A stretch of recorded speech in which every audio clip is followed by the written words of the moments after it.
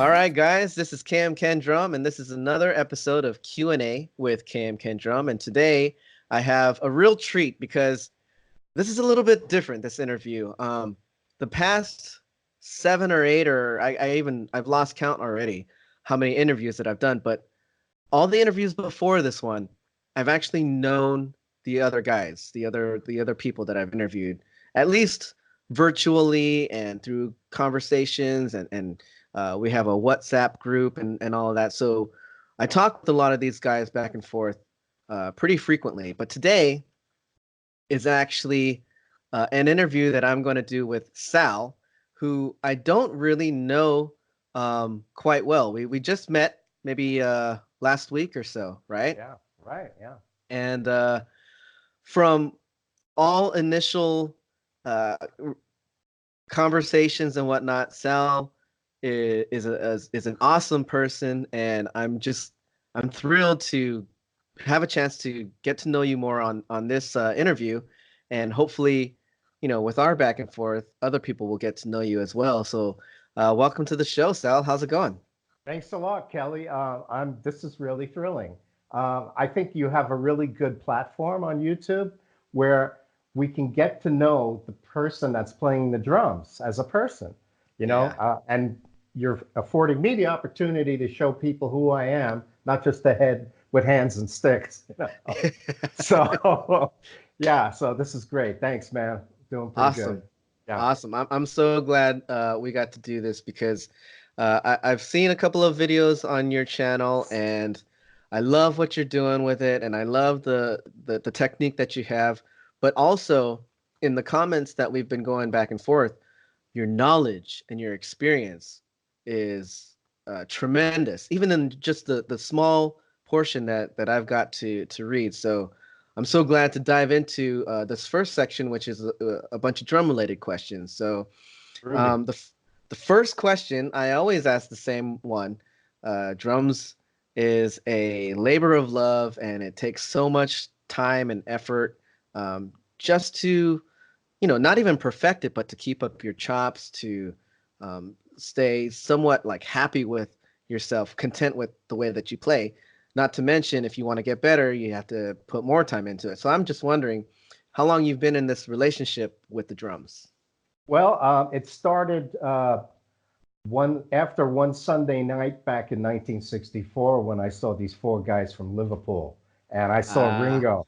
Okay, yeah. so it was Ringo's inspiration that got me started, and I didn't really have a drum set. I would air drum and do all kinds of stuff, and I didn't get a drum kit until later on when I came out to California from New York City. So it's been 55 years now, I guess. I'm involved in drumming. Wow. Wow. Yeah. Uh, And um, wow. Yeah. Can you tell me a little bit about the first time you got your first drum set? yeah, it was I wish I still had it. It was a Gretsch kit made in the original Gretsch factory in Brooklyn. And it was my brother's. And he was into photography. So I traded my Nikon camera and he gave me the drum kit. And then came out to California to join in a rock and roll band, you know? Wow. And I lived in the San Francisco Bay Area for 46 years. And just last year moved out to here in Idaho. And while I was in San Francisco, I played in all kinds of musical situations, all kinds of bands. I did the club scene, the touring thing, a lot of studio work on hundreds of recordings that never made it big. But and all styles of band, rock, pop, R&B. I played in percussion in college and big band in college, and jazz fusion. Uh, Latin rock, salsa, all kinds of things. I mean, if it had a groove or a beat, I learned it, so uh, that living in that area, in the Bay Area, there was so much opportunity meeting other musicians and playing different places. And Yeah. I have a few friends that musician friends that live in San Francisco. It's one of my favorite cities. I My wife and I used to go there all the time before we moved out to the East Coast. yeah, Just an amazing place. I can't imagine yeah. um, being like I grew up in LA, so Yeah, comparable music yeah, wise. sure. Um, but yeah, Yeah, it's just a great place. I imagine the inspiration comes pretty easy up there. yeah. I mean, there's all kinds. You meet. I played in bands that had people from, all different ethnic groups and everything. So because of what San Francisco is, it's that kind of place. So those are the kind of Yeah. musicians, you know. And I also played jazz and all that stuff. And so, uh, gosh, it was really, really great. The thing is, though, I kid my musician friends who still live there, and I go, they advertise their gigs that they're doing on Facebook, and I write them, how the heck do you get to the gig on time these days? Do you Yeah. leave 3 hours before the gig? Yeah. Because it's getting crowded there. So yeah, it's I can't imagine. I So actually I yeah, I did a mini tour there a couple of years ago, yeah. and so we played in San Francisco. We went over to Oakland. We went up to Sacramento, and then back to San Francisco. And yeah, the traffic is insane. Like it's not so bad in Sacramento. Yeah. It's okay in Oakland, but then once you try to navigate around in the city, Oh yeah. it's a headache. Yeah, it takes like an hour and a half to go 4 miles on Highway 101. Yeah. Well, I But mean, you're yeah, from Brooklyn, or you're from New Brooklyn, yeah. York. Yeah, New York So City. The you first 18 years of my life. Yeah. yeah, yeah. I mean, I lived in Brooklyn for three Oh years, yeah? and Oh, yeah. that's a hip So place now, I hear. yeah, it's Yeah. I love it. I miss it so much. Yeah. I used to work in East New York, so way at the end. East New York? Yeah. That's where I'm from. East Oh, New York, really? Brooklyn. I grew up in the Boulevard projects off the Linden Boulevard, Bell Parkway. You would take Pennsylvania Avenue, East New York, Oh, wow. That's where I spent the first 18 years of my life. Yeah, I worked on Alabama. I think the closest Yeah. big street. Oh, so you know where it is? Yeah, yeah, Awesome. yeah, Yeah. So yeah. actually a group of us who worked at this electrical business to business selling place. Hmm. So random. We there was a guitar player, a drummer, me, Yeah. and a keyboardist, and we decided to make this cover band, and we called ourselves the Butt Connectors because we sold these little electrical parts called butt connectors. Nobody got the joke because hardly anybody knows what a butt connector is. Yeah, I have an electronics background. I don't know what Oh, that component is. oh Okay. wow. Yeah, I Okay. was in the Air Force. I studied electronics and then later on digital electronics in San Francisco. But yeah, Huh. so I've never heard of that. Yeah, it's a little part where it's Yeah, got two open ends and you connect the wire. Like if you're trying to make a wire like longer, so yeah. you just connect the two wires and you clamp them Oh, together. okay, That's a connect little butt connector. butt connector. Cool. So Yeah. but yeah, we had a group and we would rehearse in the city. So 2 blocks from Madison Square Garden on 30th Street. Hmm. Um, so one day we usually practice on the weekends because during the weekdays it's insane to try to get anywhere, even if you're on the subway. Mm. But one Friday, we're like, you know what? We'll schedule a practice at 7 o'clock. We'll Yeah. leave work early. We'll leave at 3. We'll go have dinner, and then we'll go to practice. I think from East New York to Madison Square Garden is probably like 10 miles, maybe. Uh-huh. It took us three hours and 20 minutes. We were late for our rehearsal, leaving at 3:30 for a 7 o'clock rehearsal. Oh my gosh. At the subway would have been probably quicker, but Oh, yeah, it, way quicker, but we it had used to our take. equipment. Oh, you had equipment, all that stuff. Yeah, sure. Yeah. Oh man, yeah. The things we do for music, man. That's right. Yeah. What we sacrifice. Yeah. Yeah, yeah. Okay, so Yeah. I think you have a wide enough background to answer this question probably as uniquely as I've ever heard. So I like to, instead of ask people who their favorite drummer is, I want you to be like a Dr. Frankenstein and build this monster drummer. So you take Mm. someone's hands that you admire, someone Yeah. else's feet, someone else's brain or mind, and then another person's heart and soul. Who would Yeah. you make? Uh-huh. Yeah, I guess the hands, Vinnie Colaiuta. Yeah. Or maybe Dave Weckl. Dave Weckl on the right. I don't know. Yeah. Split them up. For the feet, probably Thomas Lang, man. That guy's got some serious chops on the feet. And for the brain, maybe Stuart Copeland. Nice, nice. And for the heart, probably Ringo Starr. Great, awesome answers. Yeah, you know. Yeah. Cool. I'm pretty much right there with you. For the hands, Kellya for sure. Yeah. Feet, Thomas Lang. Mind, yeah, I struggle between Stuart Copeland and Neil Peart. So those two, I'm always going back and forth. I'm not so sure. And then heart, yeah, Ringo is an awesome answer. But I always usually go with a guy like maybe Jeff Porcaro or Steve sure. Gadd. Yeah. I mean, there's no wrong answers, right? No, right, exactly. Yeah. So yeah. Cool, man. That's great. I want to get into more like a gear type questions. Sure. Do you prefer wood or nylon tip? Oh, wood these days. Back in the 70s, I used nylon, maybe even some of the 80s, because the wood tips were chipping. But then again, some of the nylon tips would fly off. But I really love now playing with wood, either on the electronic kit or on an acoustic kit, because there's something warm about that. So that's what I would prefer.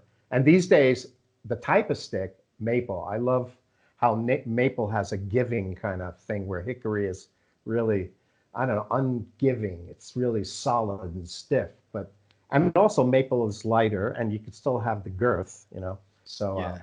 That's what that's what I'm using these days. Mainly a Vader kind of stick brand. Yeah. So there's a number of models. What size do you prefer? It's like it's more like the dynameters. That's what I go with. Because like 0.555, for example, or 0.560, no higher than 0.580 the diameter, which I guess that would be like a 5B, not sure. And the high end, 0.580, and then 0.55 is more like a 5A kind of thing. So it's in between that.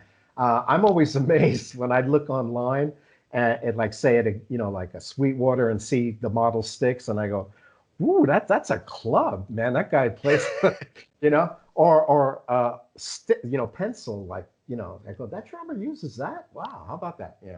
Anyway, Yeah. So I like a stick that has a weight where the stick is doing some of the work. You're letting the laws of gravity, kind of go. I have found, especially on jazz gigs and these quiet like dinner clubs, playing these small thin sticks, and you got to work hard because there's no weight to it, Yeah.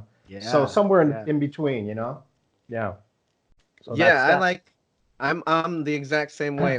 When I first started, I was playing a lot of punk rock, so I would use 7As because they were really light.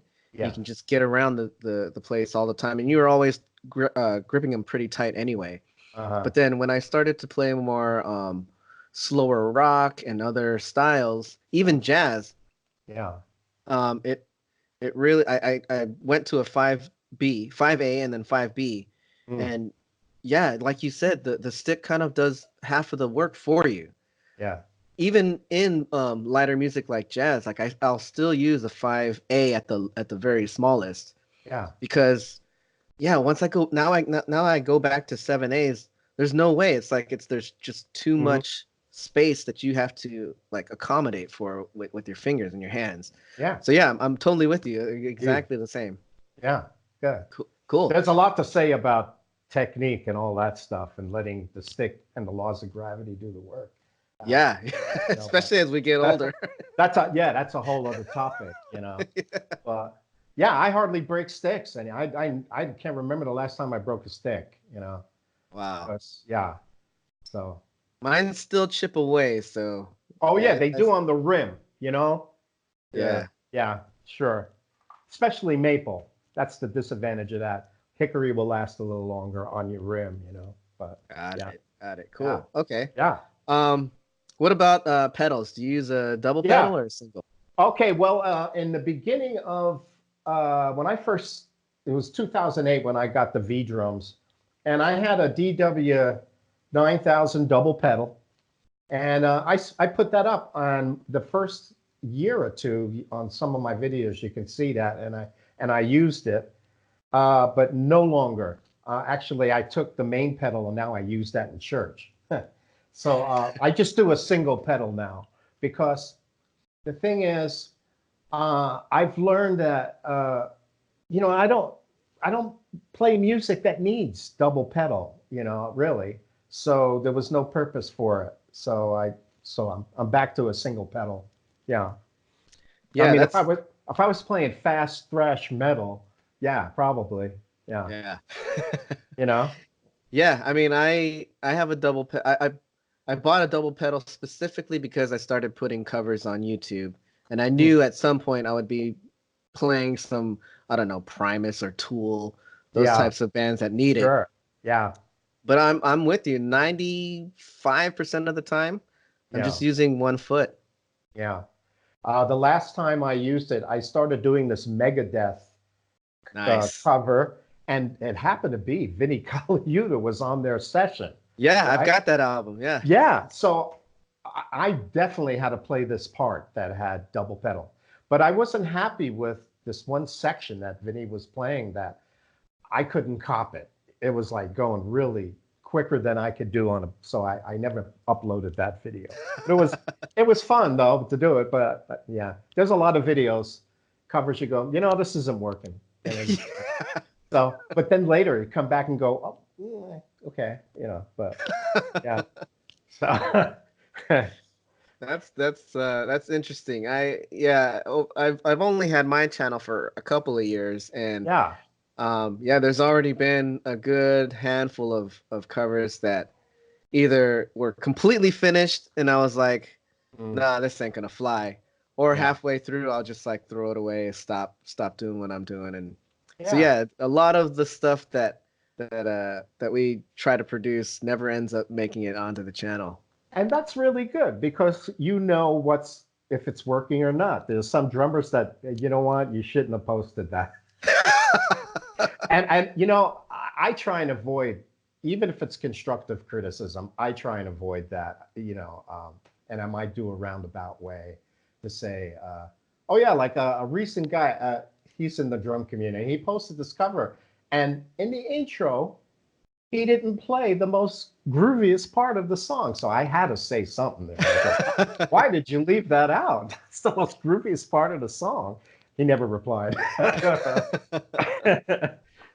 Yeah, I'm with you. I feel like a good percentage of the guys and girls that Mm, post covers are doing it just because it's a hobby and they want to have fun yeah, and yeah, not necessarily looking constructive criticism. So for me, I just try to stay positive and hmm, find the good things in all the yeah, videos. Yeah, yeah, it's yeah, very similar. yeah, But yeah, if if there was something like that where there was an obvious uh, omission, or if it was the best part of the song and they didn't try to at least copy that, yeah, I yeah. would be like, that You was a had to great say, video, but man, that yeah, one part. yeah. I had to say something. Yeah, Cool. Well, oh, so yeah. what about the metronome? Are you a fan of the metronome, or do you just kind of do your Well, own thing? well, here's the thing. I'm a church drummer. I play every Sunday, 3 services, sometimes on Saturday too. The band insists on using a metronome and a click. So I've gotten really good at it.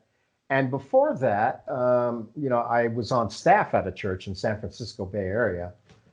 Part of my drumming duties was, part of my duties was not just tech support, but playing drums. And we used to do loops and tracks, that had a click. So yeah, I'm okay with that. And when I'm here in my studio learning stuff I can't play, I love learning new technique, by the way. Um, to be honest, I'll put on a click to make sure I'm getting this right. Yeah. Yeah, yeah. So yes, I do. I think it's really important. But I got to say this, though, it can be a crutch. You know, for so many decades, I played without a click, even in the studios that we made recordings. And now it's like I've been using a click now in church and all this, and it's like, gee, I don't know if I can play without a click anymore. Huh, You know, it's kind interesting. of, yeah. So it can be a crutch. You know. Yeah. That's yeah, I've talked to a couple of guys about this subject, and a lot of them, uh, at least I agree with a lot, the ones that say that, for practice purposes and for applications like in church where, if they're playing along to loops, or if the band just insists on using a metronome, then yes, for sure. But for me, if I had a choice, I would use the metronome just for practice purposes. But then when you get into the studio, or when you get on stage, so long as the producer in the studio doesn't care about the metronome, I'd rather keep that more like live, real feel to the music. Yeah, I agree with that totally. Yeah. And the reason why the present church I'm playing in now insists on the click because of the drummers they had before. You know, so where the time was slipping away and all that. It's like, thanks, fellas. Yeah.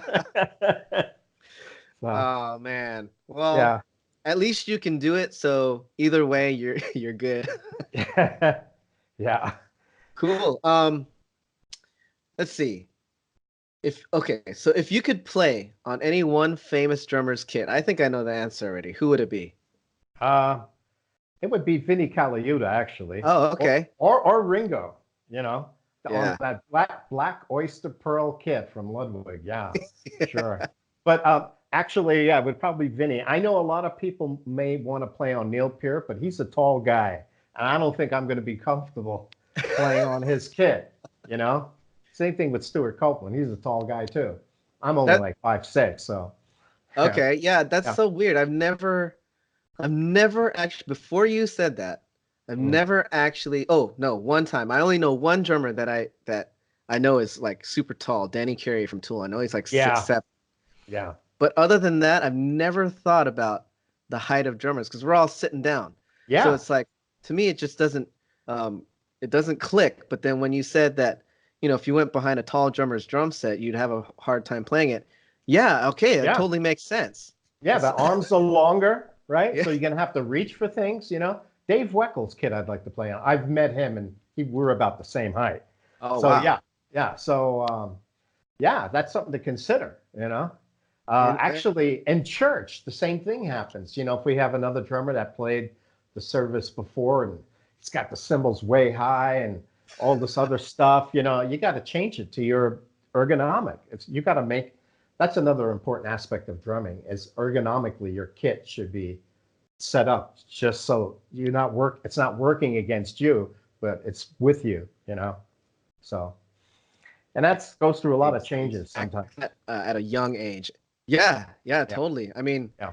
there's certain things in my playing that have changed over the years, and some things that have stayed completely the same. Like I was taught, when I was taking jazz class in high school, they would teach me because a lot of jazz, a lot of the traditional jazz guys, and my first jazz teacher was the same teacher that taught my uncle, John Oh, Rinaldi.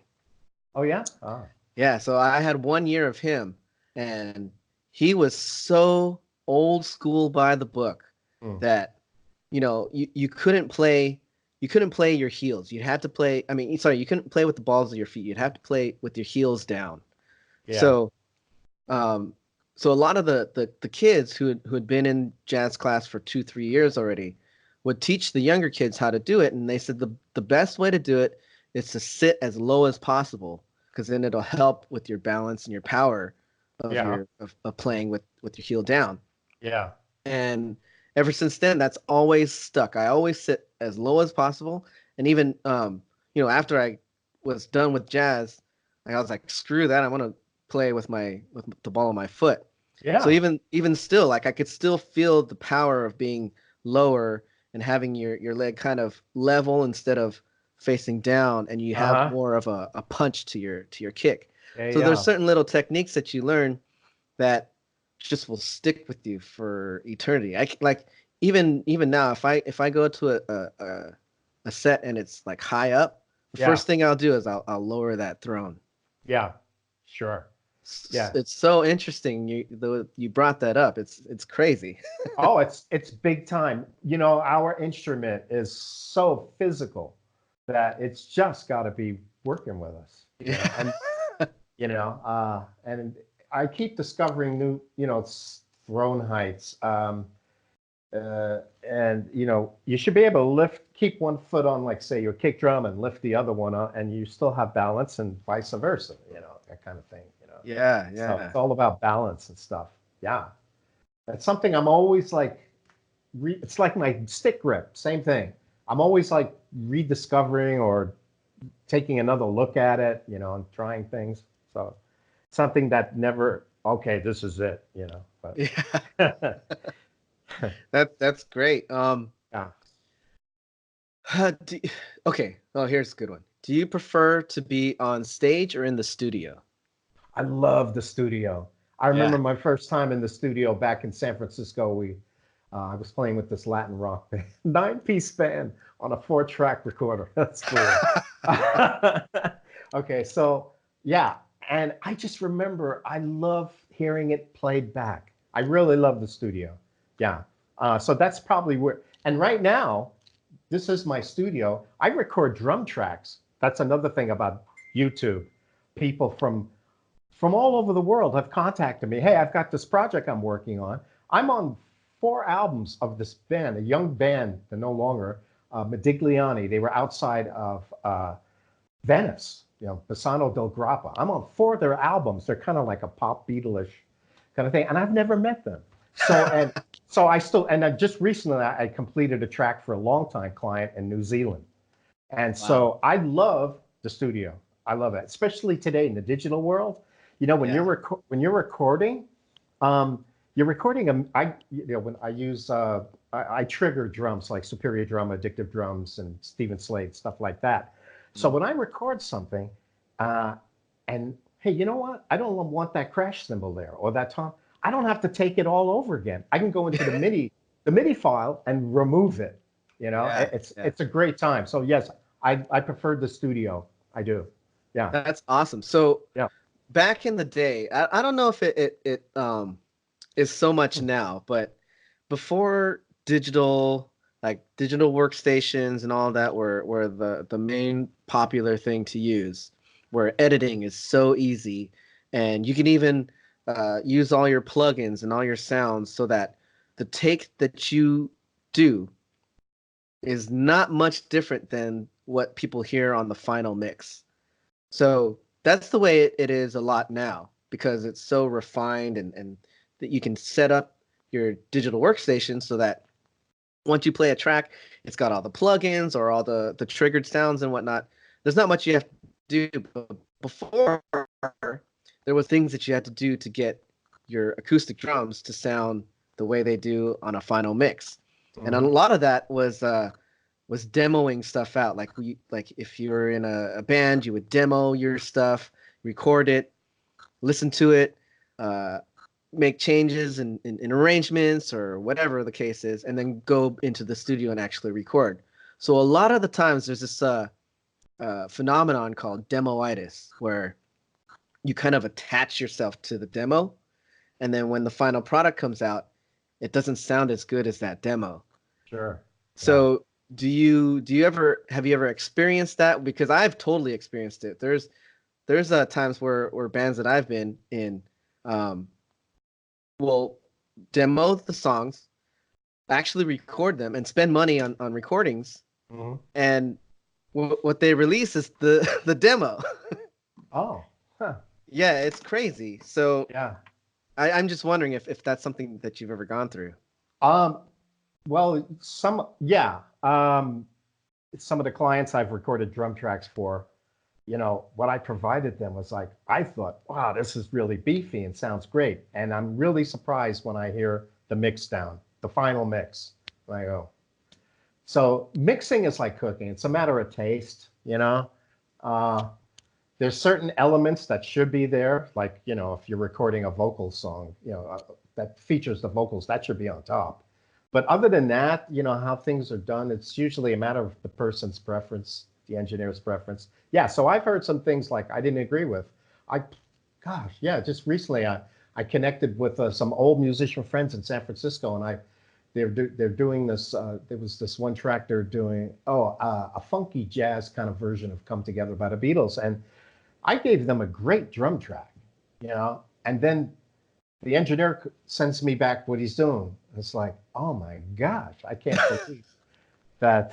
Oh, I can't believe what he did to it. It was ridiculous. It's like, hey, you might as well use a drum machine. Oh, It's like, yeah. yeah. So yeah, I've had that. But speaking of which, before the digital age, when you went into the studio and it was like $100 an hour or something, you only had one shot. That Yeah. was it. You couldn't go back, because time was money. So that's what's a benefit today. I was glad to see that the whole recording process has changed. It's now in the hands of the people instead of these recording studios, as good as they might have been. But now that you could take your time, do things right. Yeah, because in the end, it's all about the music, right? So Yeah. whether it takes one take, 100 takes, as long as you're doing whatever it takes to make the music the best it can be, I think that's the most important thing. Hmm. Right. Yeah. Awesome. Okay, well, I guess I have one last question about the drums. Yeah. Why drums? Why drums? That's a good thing because I told you, like, when I saw Ringo and I was thinking about, should I play guitar? At the time, I had this really bad acoustic guitar where the action was horrible, and I go, this ain't gonna work. And I I had a natural instinct for the drums. I mean, I could play something, even if it was air drumming. So that's basically what it was. It started with that. It was like, oh, I don't want to say it came easy, but I was a natural for it, and so I continued in that vein. Later on, um, I took up classical and flamenco guitar. Um, Nice. yeah, and I studied for 6 semesters at San Mateo Community College, and I had a nice repertoire of the standard classical songs, and I even wrote a flamenco piece. But you got to keep your chops up for that stuff, though. And so I did that for a while. So that came later, and then I also led worship on guitar and vocals. And Wow. also on my channel, I did 2 Beatle covers that where I sing, play the bass line and guitar and the drums and all that kind of stuff. So, but it started with the drums because I think that just was where I got called or where it led, because it was a natural, and I love the sound, at that time in the 60s, there was some great drumming going on, with Ginger Baker, Mitch Mitchell, Oh, and yeah. all those cats, oh man, yeah. Then later on, the whole fusion thing hit with bands like Return to Forever of Chick Corea and Mahavishnu Orchestra with Billy Cobham. Oh man, Yeah. So I mean, that just kept, and then Tower of Power, Dave Garibaldi, all the stuff. So I just kept growing with it. It's just so that's why the drums, I guess. Yeah. Man, you've got the timeline of drums itself. You're like right there, right Mm. along that timeline, the evolution of Yeah. like modern drumming basically. Exactly. Yeah. I mean, well, like John Lennon said, before Elvis, there was nothing, you know. But so it started with, like, bands like Elvis and Little Richard and all that kind of stuff. And then, you have the Beatles that came along. I love what Vinnie Colaiuta said about the Beatles. This blew my mind. He says, there was the Beatles, and then that's it. That's enough, as far as like them setting the way. So yeah, it was an evolution, and I grew with it. I know there's some drummers. I think a lot of the drummers I meet, either online or in person, are specialists. They play Mm, one thing. I've never yeah. been that way. It's categories in music are really for the record companies. To me, music is music, and if you hear something and it's just touches your soul, and it's like, ah, that sounds so great. Whether it's a jazz groove or a funk groove or this, or that. Speaking of jazz, when I first heard it, I didn't know where it was coming from. But you Yeah. keep listening, right? You Yeah. keep listening, and it's like it starts to click. Yeah.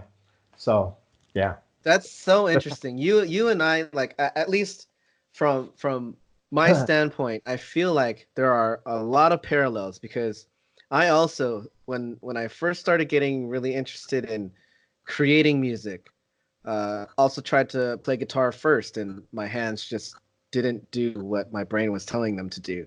Yeah. So I my uncle being who he is, I naturally went to the drums, and it's a funny story. He would always have everybody come to his house for the holidays, and he lived in La Cañada in suburb of California, Los Angeles, Uh-huh. and he had this nice house, and at the end, next to the garage, he had his he called it the room. Yeah. It's like where his drums and all of this stuff. So, every Christmas and Thanksgiving, all the adult males would go to the room and smoke cigars and do their Yeah. thing and whatnot. Uh, But one Thanksgiving, he heard that I started playing on pots and pans and whatnot. So he told me to go with him to the room, and I was like, oh, I'm gonna have a cigar, my first cigar. I was like probably 11 or 12 years old.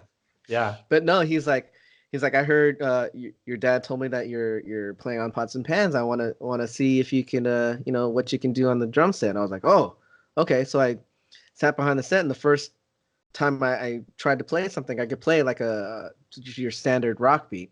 Yeah. So yeah, it was like similar to you. It's like kind of like oh, okay, I think I could do this. Like Yeah. with guitar, I couldn't do anything. With the drums, I can actually do the most basic thing, and from there you can kind of you've got it. Mhm. It's something that you can go with and take. Yeah. So, and then afterwards, I think, and this is another question that I have for you before we go to the next question, Uh-huh. next set of questions. For me, learning the drums uh, afforded me this ability to play with other musicians. So in jazz, I was able to watch the rhythm section and everything that was going on with the horns and all that. And then it took me to getting into rock bands and watching how everyone composes and arranges everything together, and really observing how you actually write parts on the guitar and the bass and whatnot. And it actually helped me to learn how to play guitar later, learn how to play bass later, and all of that. So I want to know from you, was it the same thing where did drums help you to learn those other things that you wanted to learn in the beginning, like guitar? I believe so. Yeah, because there's the rhythms in the guitars. That's what Paul said.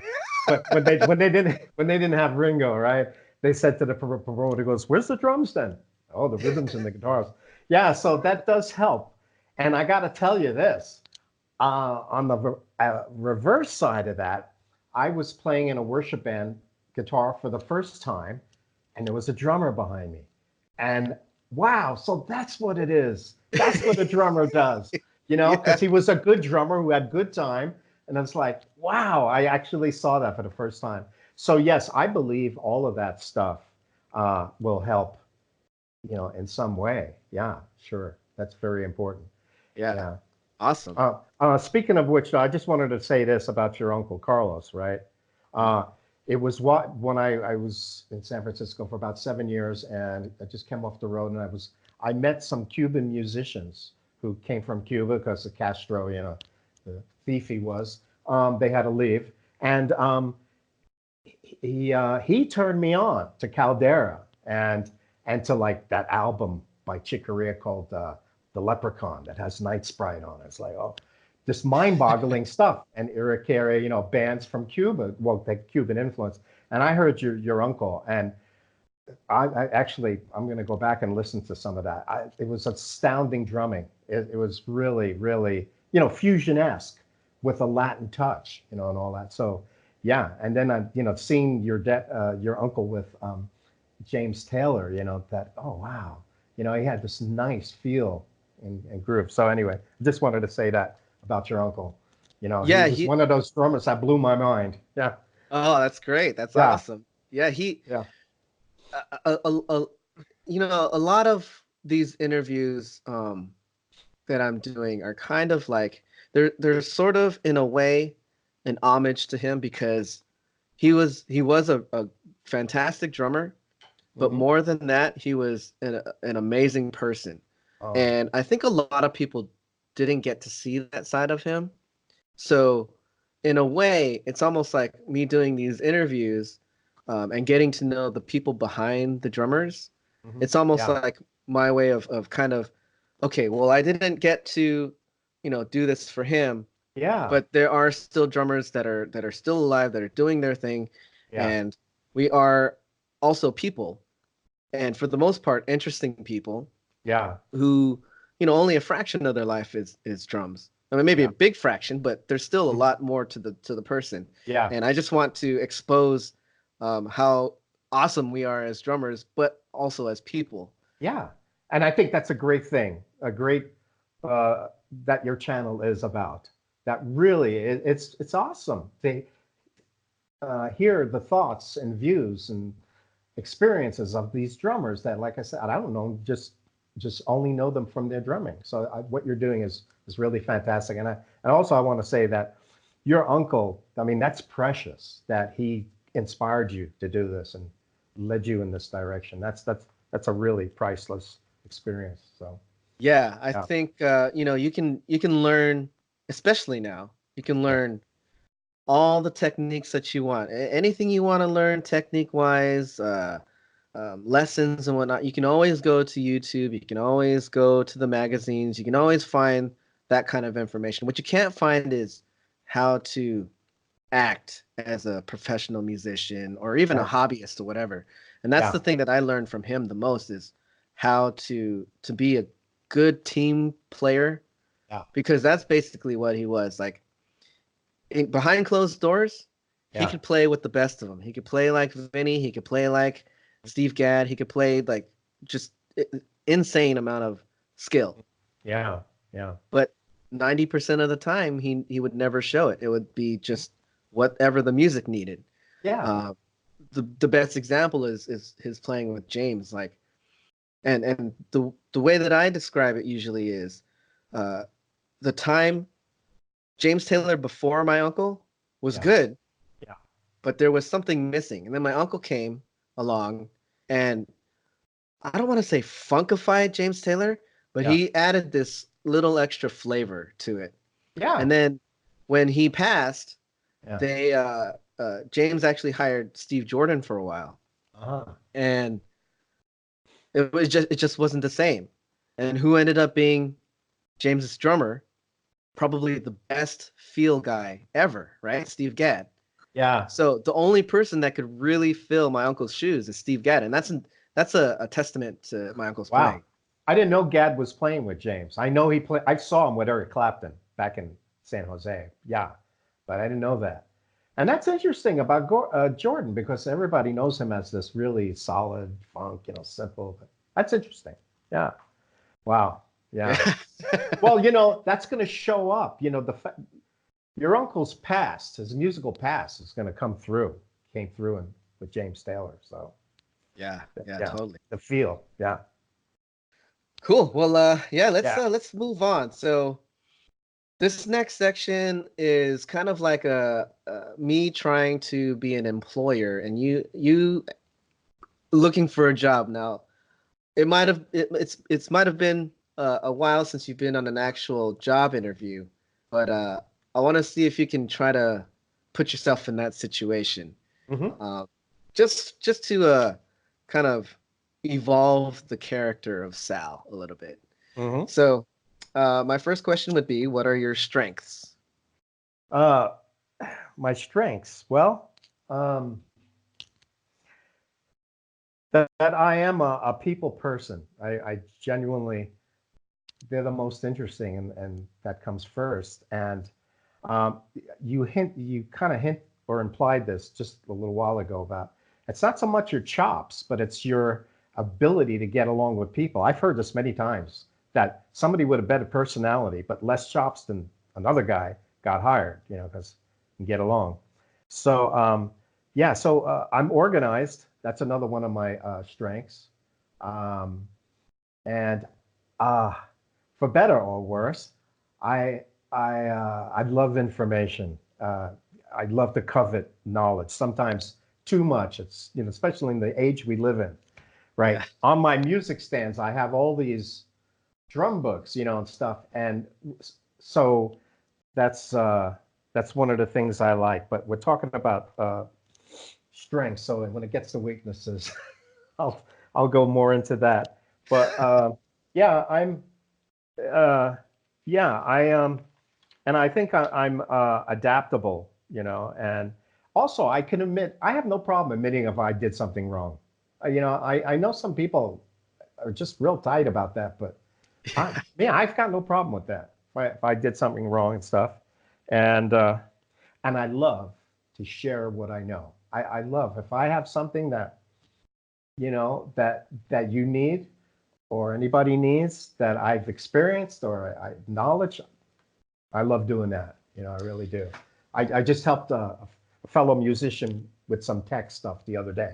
You know, because I know this stuff. So yeah, that's one of my strengths. Yeah, You know, you might have spent the majority of your life in San Francisco, but yeah. that's a true New Yorker right there. Aha. Someone who can admit that they're wrong and loves sharing what they know. That's Yeah, all of the true native New Yorkers that I met while I was living there. They're all yeah, like that.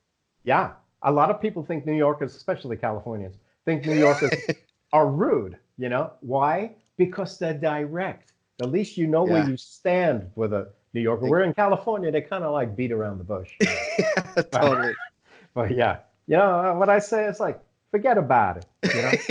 Exactly. Great. Well, yeah, let's get to those weaknesses. Do you have any of those? Yeah, well, like I hinted at earlier, being overwhelmed with information. Like, okay, so especially with drums, there's so many aspects to drumming, you know, independence, your hands, grooves, uh, you know, on and on and on. It's like you I really would need to be more, I need to be more organized in that area. Okay, today I'm going to do this and I'm going to stick with this. Or for the next year, I'm only going to use this one book. I'm not going to go through all this, you know, yeah, you know, be a you know, whatever. So anyway, yeah, that's one of the weaknesses I have, and I think one of the weaknesses is I'm my worst probably enemy, who you know, might discourage myself from taking on something like, for example, I know that the YouTube network and just the internet in general, you could make a living off of that, and I need to be. That's a weakness. I'm not the entrepreneurial type. The clients I get through YouTube are just from YouTube. They're not deliberate. I don't have a website advertising my stuff. I need to be more of that, I think. So Hmm. that's my biggest, yeah. I could use more of that, being an entrepreneur, making the best of the resources, you know, to bring in Yeah. enough more income or whatever, you know. So yeah, some of these Well, drummers on YouTube, they're phenomenal. I mean, what they do with their marketing, they got T-shirts, they got a website, they're selling this, that, and the other. Oh, do you want to charge for the song? Okay, well, you'll have to pay for it. You know, yeah. there's so much, you know. Yeah. So yeah. Yeah, I think that's one of those things. Like my uncle was never, he was always very, very humble, and I'm the same way. Super Mhm. humble. Don't like to talk about myself. Don't like to self-promote. I feel like it's kind of like dirty and cheap. Mhm. But a lot of guys don't have a problem with that, and that's totally fine. Like Mhm. Yeah. if we didn't have that, we wouldn't have these uh awesome drummers with great marketing and you know we would kind of just be like in the background like Mhm. normal like you normally are. So I have no problems with people that love to promote themselves and talk about their channel like as you know it shows that how passionate they are. Mhm. To me it's just like I'm not that kind of person. I've been trying to work on that, especially with this YouTube channel. I feel like exactly how you said, like if you take it a little bit seriously, you Mhm. can really it can really turn into something that benefits you, not just creative wise and feeding your creative juices, but also, you know, if you can make a little bit of money on the side, why not? Yeah. It's something Right. that you love to do. Yeah. Exactly. Yeah. It So is nothing yeah, like, yeah, nothing like generating income from something that you would do for free anyway. So, Exactly. Yeah. yeah, That's the icing on the cake, I guess. yeah, yeah. Cool. Um, let's see. I actually was supposed to ask this question first because it kind Hmm. of like predicates where the rest of the question or how you answer the rest of the questions. What would be your dream job? Well, actually, before coming to Idaho, I was actually doing my dream job, and I was on staff at what they call a mega church, uh, because the San Francisco Bay Area is an unchurched area, pretty much. And so the work I did there, it was in the worship ministry, and it was involved tech and drumming. And it's before that, see, I worked. Well, I worked in the financial district in San Francisco. I studied accounting. I was a little fed up with being a musician and playing in bars and all that stuff. So I put myself to business college. So I did that. And then from there, I went to school again and learned digital, computer science, electronic stuff. And I got a job in Genentech, a biotech company. They invented biotech. It's in South San Francisco. And I did that for 4 years. It was a side track. I was only supposed to be temporary while I was looking for computer work. But while in Genentech, I met someone whose husband worked at DigiDesign, the developers of Pro Tools. Yeah. It's now Avid, okay? And so I worked in software engineering in for 8 years from Pro Tools version 3.2 to 6.1. So the reason I bring all that stuff up, as well as being a musician and drummer, is when I got a job at CP at Central Peninsula Church in Foster City, California. It incorporated a little bit of all of that because I was working in tech support, which meant like theatrical lighting, front of house audio, which is my favorite. As a musician, I knew the songs when I wasn't on stage drumming. I knew the songs. I knew where the solos were coming in. I knew where to pump things up. I love that aspect, and so did the people that I mixed like that. Also, multimedia, the things you see on screen, and also video production. So and then playing drums. I mean, I was getting paid. Part of my job was to play drums on Sunday when the worship leader needed me, right? So that was pretty much a dream job, and also working, in a church that was spreading the gospel of Jesus Christ in this area, but doing a great work, So that I'd have to say was one of my favorite jobs, and it was a job that came calling me. That's amazing how God works. But what I do now in my studio, doing drum tracks, that is like a dream thing.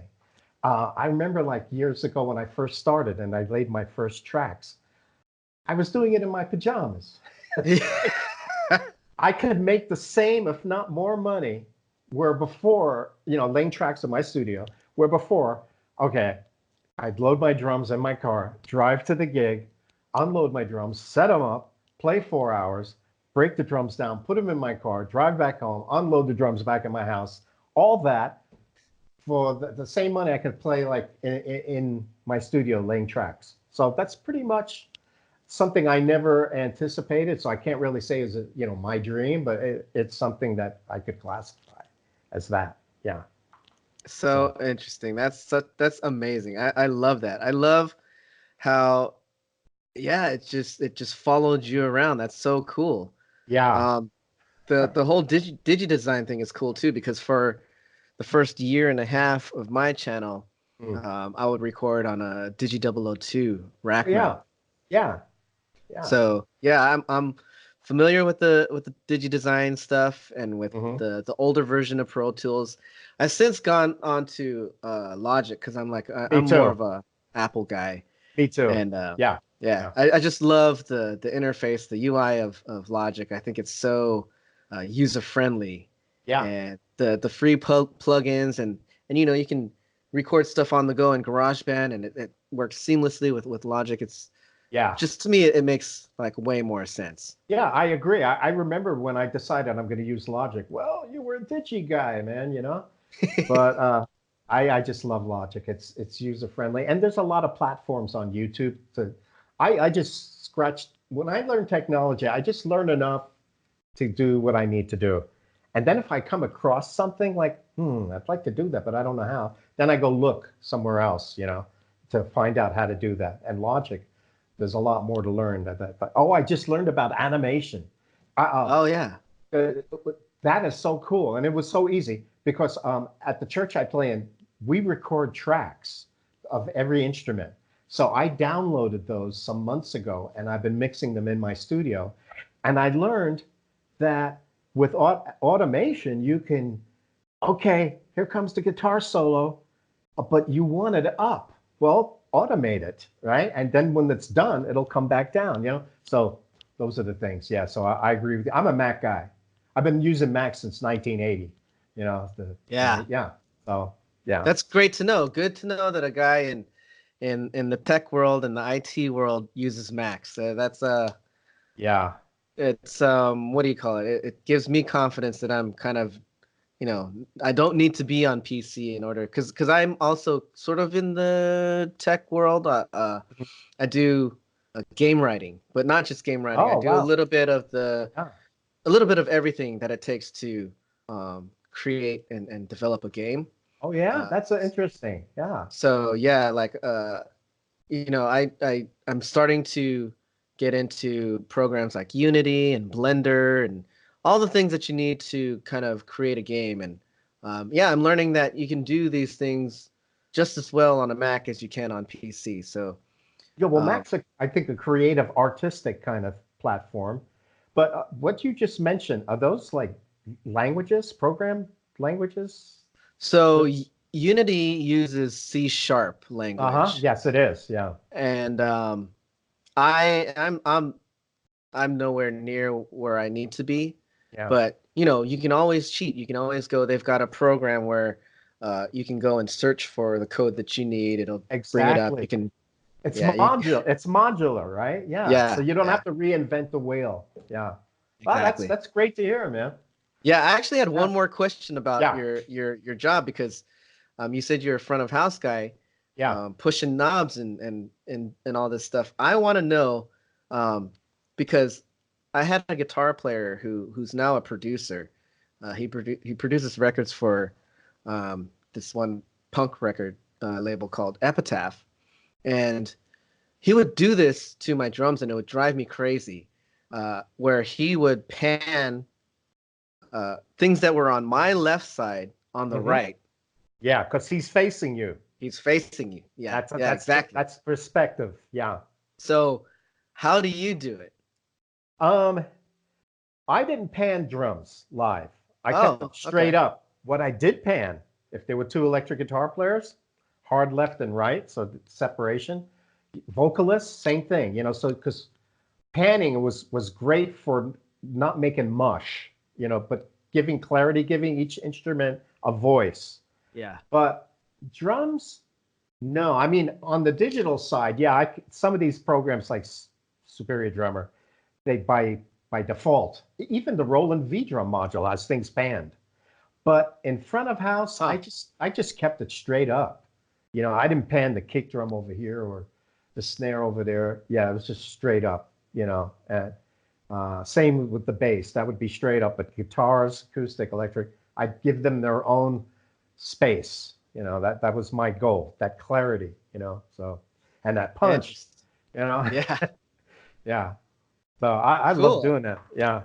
That's awesome. That's so good to hear. I love when I come across a person that has found their calling and has been able to make a living off of it. It's super inspiring to me. Like it's my wife is the same way. She ever since she was young, she knew she wanted to be in fashion, and she did everything she could to become a fashion designer. She wasn't the best drawer sketcher, Yeah. but she worked at it and worked at it. She was good. I mean, compared to like your average sketcher, she's Hmm. good. But Yeah. you have to be at a certain level to be a fashion designer, and she wasn't at that level, but she was able to, because she was so determined. Yeah. She brought herself to that level. And then with everything else, she went to the best school in Los Angeles. and right out of that school, just started working for big companies, and she's super successful now. And yeah, it's just it amazes me, those types of people, because I was more like a drifter. I kind of did whatever Yeah. came to me, and what I wasn't super ambitious or anything. I wanted to be the rock star, but with that, you kind of have to rely on other people as Yeah. well. You've got, That's if you're in a scary. band. Oh, I know about that. Oh, Yes. and especially if you go on the road with these guys. Yeah. Yeah. Yeah. So yeah, so hearing your story, that's Yeah. amazing. I love that. Yeah. Speaking of fashion and stuff, you reminded me, I went to a vocational school in New York, a high school. They had special schools that you got your regular curriculum, high school, but then you had your specialty. Like for me, I went to High School of Art and Design. I should have went to music and art, but for music, but I wanted to learn animation and cartooning and commercial art, advertising art. But after that, I didn't do anything with it. I had that kind of talent, but that was the thing. Drums, you asked me about drums. Drums came faster and easier. I can do Yeah. something. Whereas art, it was slow. I would have to really get my chops together with all kinds of stuff. So anyway, Yeah, and like I don't know about you, but for me, for the longest time when I was young, and I had the notion, like when I understood that death occurs in life, that you only have one life, Mhm. things become a lot more important and immediate. So when something happens more naturally, like the drums, and something else doesn't happen, like, let's say I also wanted to be an architect when I was Yeah. younger, but I Right. was never good at math. So Yeah. it's kind of like, okay, well, I only have one life to live, so I'm going to focus on the thing that I'm already kind of good at. Yeah. And in hindsight, I think if you really expand yourself and you test the limits of your ability, you can do it all. You can do as much as you want. Mhm. So, but that wasn't the case when I was younger. I didn't have that type of mentality, but some people do, and Yeah. it just blows my mind when I do meet people like that. Uh, yeah. You gotta come to a point where, yeah, this is what I'm going to focus on instead of being diverted by. I've learned when I was at DigiDesign, I wasn't a programmer per se. I can manipulate code and all that. And I did my best to try and learn from books, and I couldn't get it. And I saw that's okay. That's not your thing. You know. Yeah. So Awesome. Yeah, I mean, I'm totally with you. Like, there's just things that you have to be okay with not being okay with. exactly, yeah. You got to be real with yourself. You got to, Yeah. as Clint Eastwood said in Dirty Harry, man's got to know his limitations. Another San Francisco guy, right? Oh, I love watching those Dirty Harry movies, and especially the spaghetti westerns. Love Oh that stuff. yeah. Oh man, stuff is The classic. the music on those types And of. Ennio Morricone, what a brilliant composer. Oh man, I listen to that stuff in my car. I mean, Oh, it's so great. good. Awesome. Yeah, I got like a playlist, on my iPhone and stuff. Yeah, love that stuff. Yeah, Awesome. Cool. yeah. I think I've got two more questions. Do you have any mentors? And mentor, but what I mean by mentors is not like a famous drummer or a famous guru or whatever, but someone more closer to you, like a family member or a teacher or something like that. Um, I got to tell you, no, really. Yeah, like, well, you put a limit on that question. I was going to say the only drum teacher I ever had was Narada Michael Walden, who Oh, he okay. replaced Billy Cobham in Mahavishnu Orchestra, and he brought Whitney Houston to the public. He was her publisher and whatever, Oh, I and didn't know that. and he also revived Aretha Franklin's career. But he was the only teacher I had. I took 3 lessons. No, I don't have a mentor. Uh, uh, if I had to say, it would be like Jesus Christ. Okay. Yeah. I That's big time. I'm in the Bible every day ever since I came to Christ in 1997 December. Every morning I'm in the Word of God and I study it. I love theology, by the way. I studied theology, commentaries, lexicons, word studies, this, that, and the other. which for better or worse, it's better if the word, those are all good, but you got to have the head to heart connection with God's word, you know? So I would say, yeah, it would be the Bible is my mentor, mainly. And, you know, preachers I've heard preach, and being in the church, I used to hear sermons all the time, you know? So that's basically it. I don't have anybody personally, you know, like you did when you were a kid and you had your uncle, right? Yeah, those. I would say my parents, you know, encouraged me. They got me my first little drum pieces and stuff and all that kind of stuff. But no, not per se. Uh, you know, in Christianity, they call that like somebody you can be accountable to. You know, I've never really had that. So yeah, Interesting. I No, think, yeah, that's it's not the first time that people that I've interviewed either said nobody or just themselves.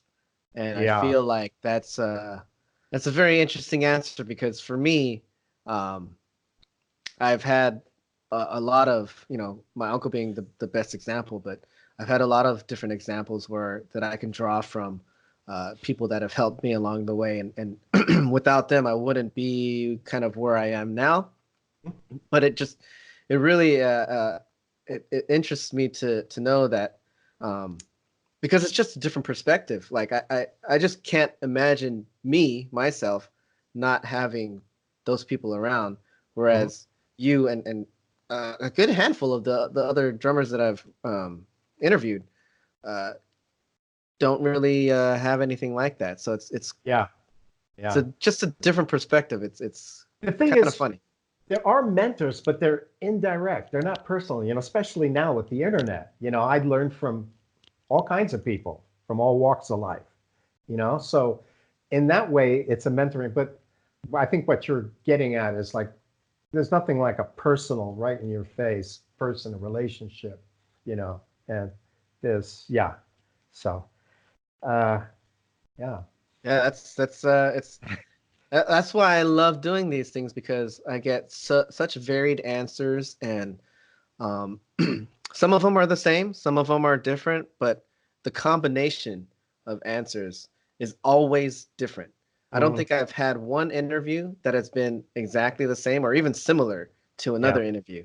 sure. It's just, it's Yeah. a testament to how different we are as people, Hmm. but how similar we are as well because we're all drummers, right? I mean, Yes. I've interviewed a couple of non-drummers, but they're still musicians, so we're all musicians. Yeah.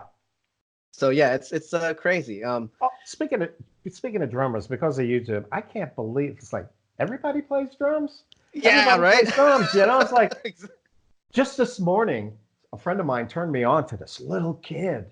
He was playing on a make-believe drum kit with his mom playing a guitar. It was a worship song.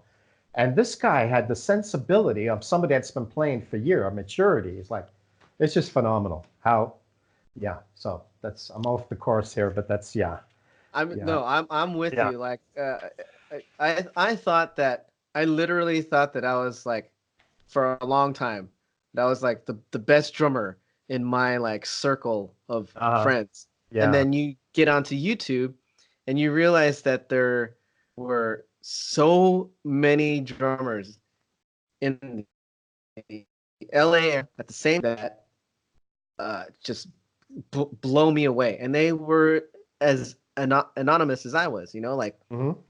just so much music going on. And then Yeah. you times that by YouTube's reach around the world, and then Yeah. you find all of these people that are just insane drummers, and it's so weird. It's like it's niche Mm. because a drummer can have thousands of fans and people that follow him, and I could talk to one drummer and they've heard of him, and they mention it to me, and I've never heard of that guy at all. Yeah. And There's then a you lot go of on to people. Yeah. exactly. It's like it the drumming world is so big, has been expanded so much because of this new information age that we live in. It's almost like you can be super popular and anonymous at the same time. It's weird. Yeah. And you don't have to depend on record companies anymore to make it big, you know? That's really Yeah. good. It's more in the hands of the people, you know, the what you can do. Yeah. Yeah, totally. That's amazing. That's Awesome. another subject. We could talk about that for a long time. Yeah, well, this might be a good question to ask about that whole thing because Mm. I would like to know, where do you see yourself in 5 years? Um, well, uh, probably here in Idaho, God willing, I guess. Uh, yeah, and right now I don't have a day job because when I left California, my wife and I we left our work, so we're kind of unintentionally retired. So what I'd like to see more of is sharing what I do with people who want to learn it, somehow. And this is the first time I've used Skype, and I've always heard Skype is a good way that people can connect and teach. So that might be worth trying. But also, serving in the church while I still have my health and everything, serving God's kingdom work here on earth. And, you know, um, it's hard to say, but that's pretty much whatever it is today. That's more of that, whatever I'm doing now. Doing, I hope to be doing more recording projects because I really enjoy that. It's really, it just blows me away in this day and age that you can do things like that for record tracks for people all over the world. I mean, that's just amazing, and never having met them.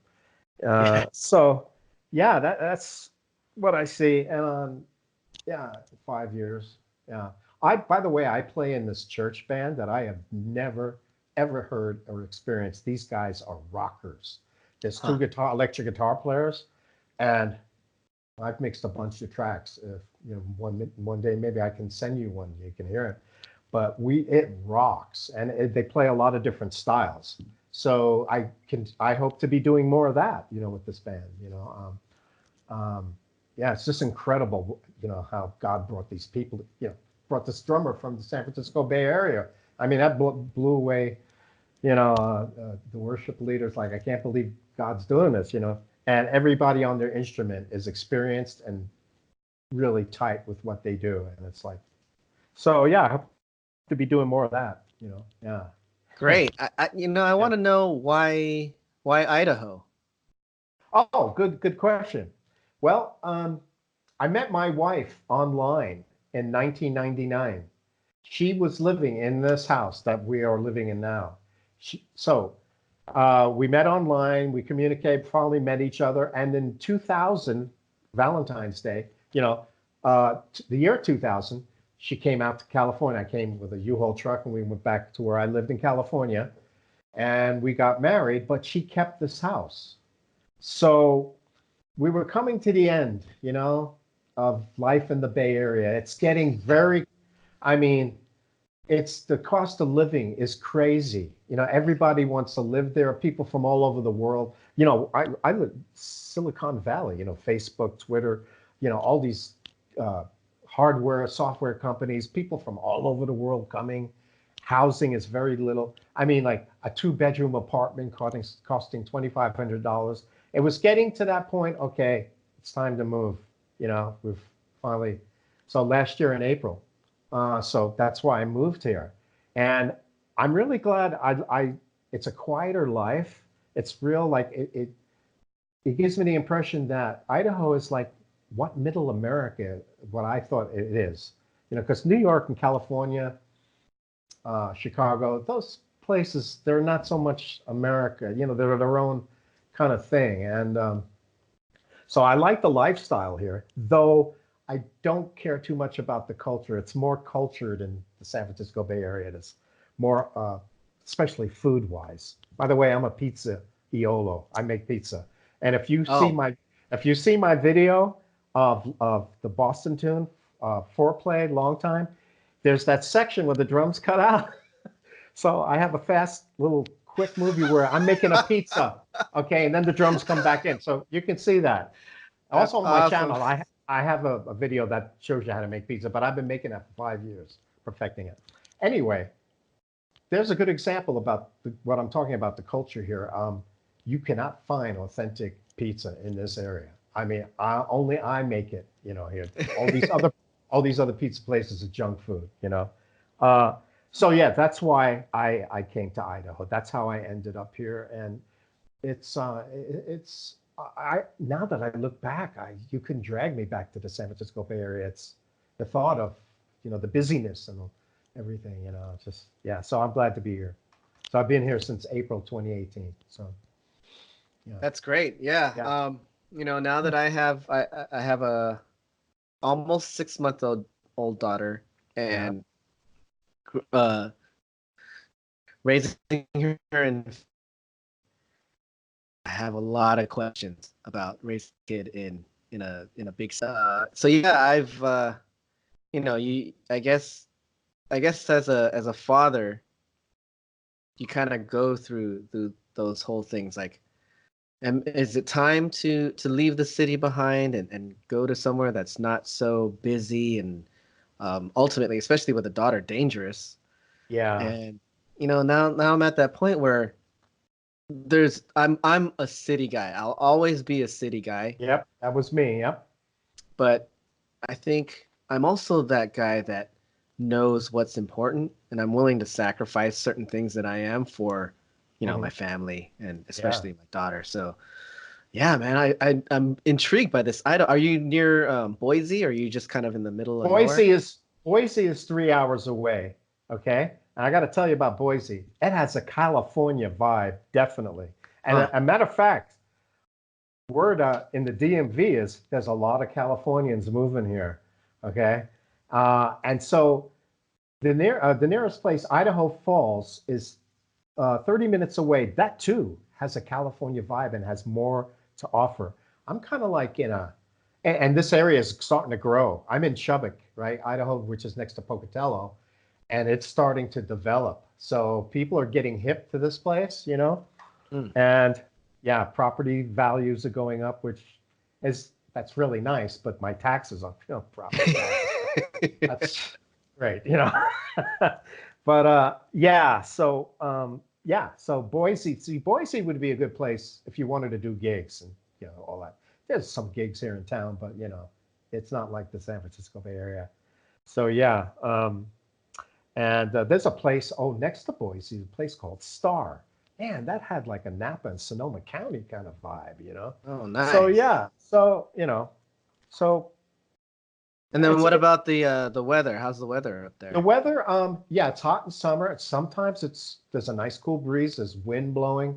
The snow wasn't bad last year. Um, it was okay. Yeah. So it's high desert where I live. That's another thing. I don't think I ever acclimated yet. Living in the Bay Area, 45 feet above sea level, or when I lived on the coast, we're at sea level. Here, it's over 4,000 feet Okay. and I notice my breathing is a little short sometimes, but still Yeah. haven't gotten acclimated.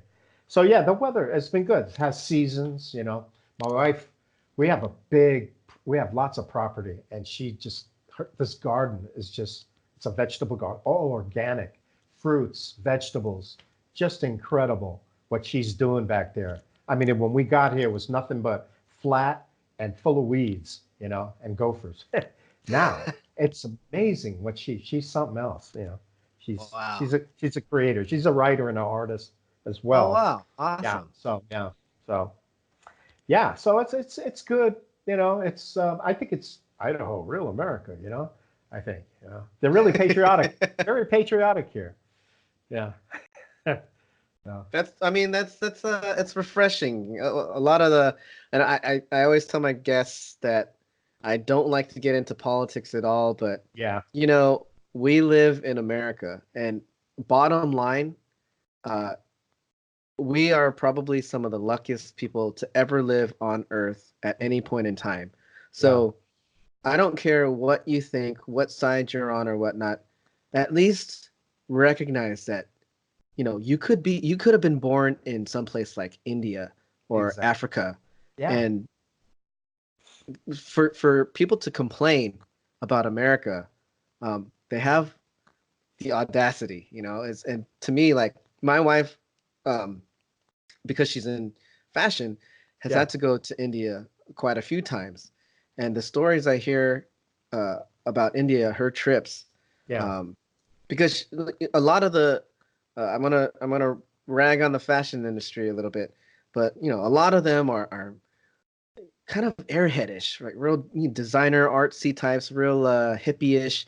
They want to go to India Yeah. because it's part of the whole yoga thing and Oh, yeah. spiritual and whatnot. So they're I not was like, into it. Yeah. yeah, Yeah. I San was into Francisco. that stuff part of my life. Yeah. Yeah. So Vegetarian. Yeah. Yeah.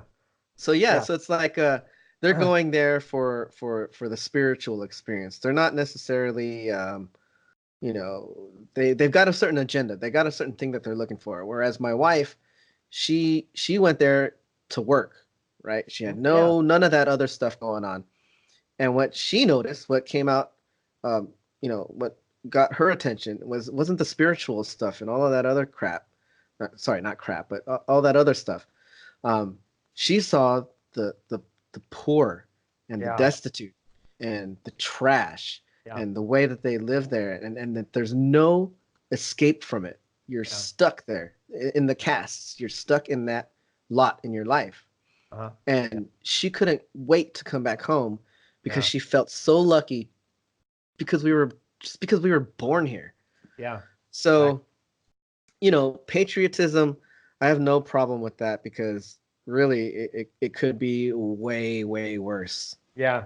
I avoid all that stuff because my citizenship is in another kingdom. This is just temporary, as a Christian.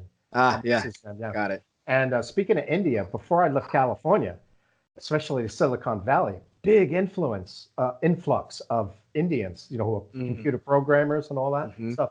And I also want to bring up one thing I forgot to mention about Idaho. I was really glad to see there's a large Latin community here. There's lots of Indian people here, Black people here, because my first impression, like this was like white American, that kind of stuff freaks me out.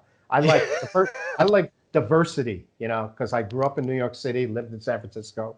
I love the different cultures and ethnicities, that are very rich to the whole picture. So that's another cool thing about here too.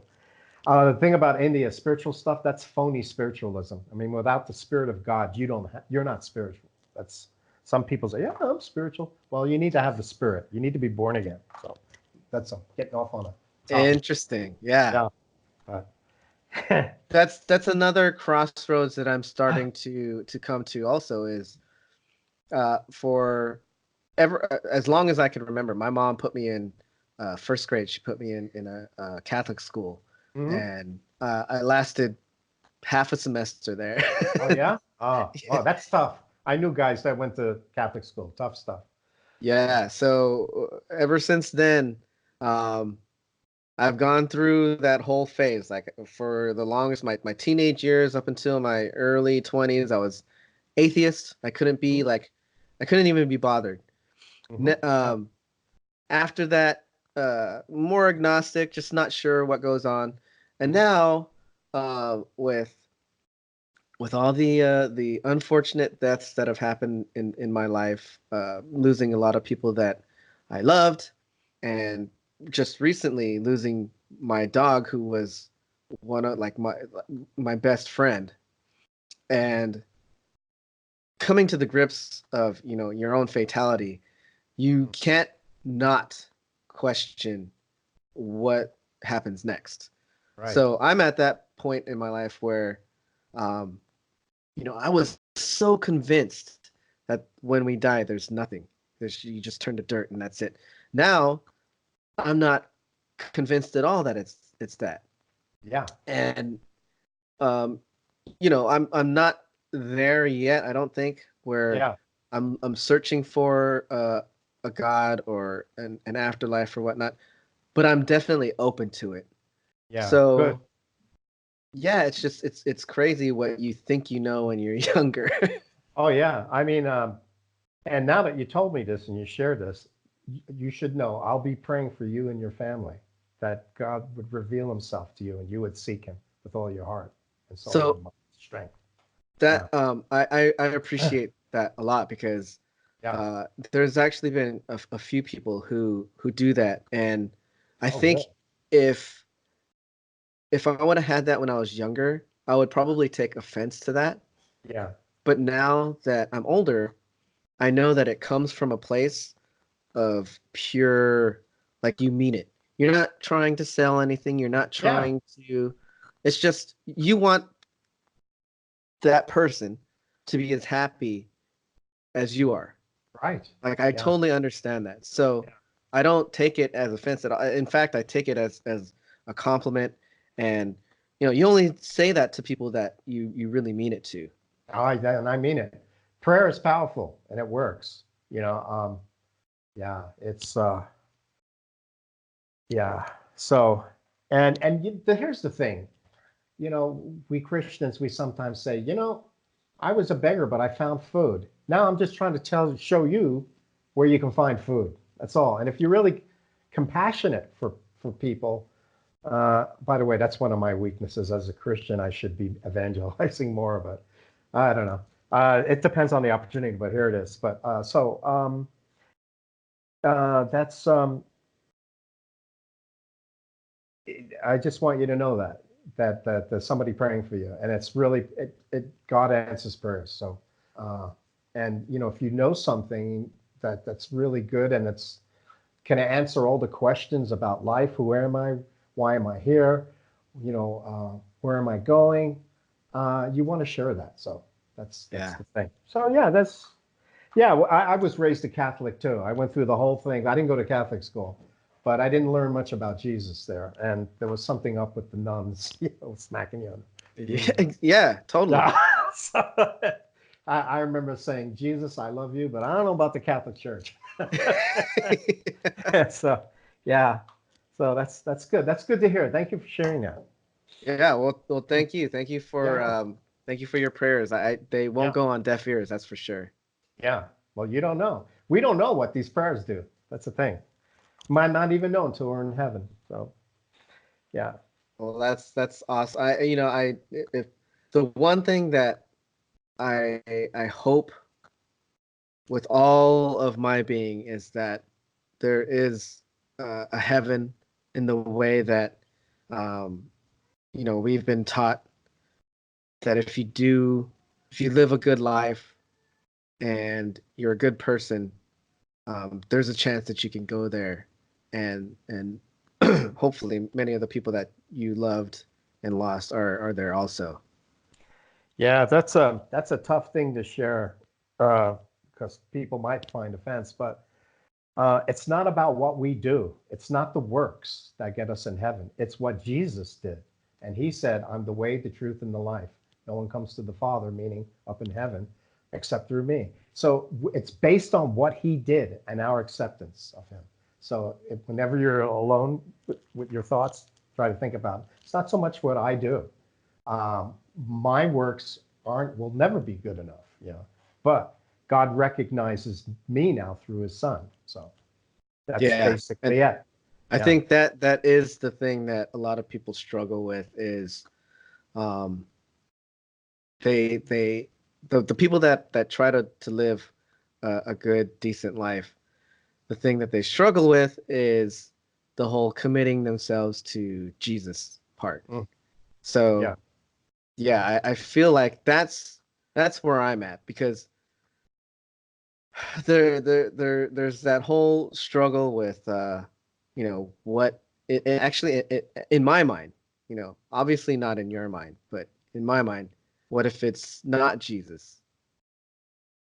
Yeah, that's the thing. It is because there's only the Bible is prophetic. Do you know, like, a lot of the Bible is prophecy, and a lot of that prophecy has been fulfilled. You can see it in history and read it in the Bible, which means the rest of the prophecy that's not fulfilled yet will be fulfilled in like manner. In other words, literally. So Jesus, even atheistic scholars, all recognize there was a Jesus in history. There's no doubt about that. Okay, and he's the only one that rose from the dead.